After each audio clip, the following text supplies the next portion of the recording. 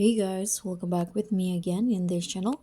On today's tutorial, I'm going to show you how you can create a kids account or profile on Netflix.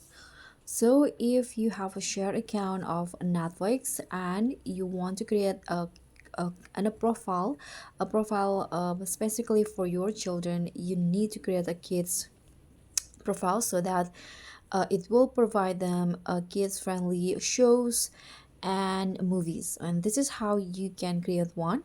First, you if you are using on mobile, you can just open the Netflix application and you'll see this page. Then what you need to do here is just go straight to add profiles in here. So just tap on add profile and then choose the profile names for your kids profile. For example, I'm going to just go with V, and in here at the very bottom you can see kids profile options made for kids 12 and under, but parents have all the controls. So by enabling this, your kids profile will be created and you have all of the controls of this profile. So you can just enable this, and if you want to, you can also change the icon before creating one. You can just choose which one for the icon. Let's say I'm going to just use this one, and then you can tap on save at the top.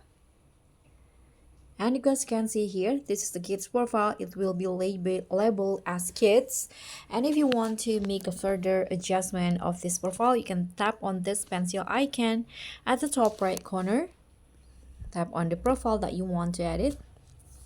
You can set the maturity rating for your kids profile by clicking on this, but you'll be directed to the account settings on the browser. So it will lead you to the browser that you are using. Here you need to enter your password of Netflix, and after you enter the password, here you can choose the rating for your kids profile. If your kids are under 10, I suggest you to just use this 7 plus. And if you scroll down again, you can also add title restrictions for the profile. So you can choose to so that Netflix don't show specific titles for the profile regardless of the maturity rating. So you can just enter the show or movie names in here and tap on save. Okay, so when you are done, you can go back to the Netflix application.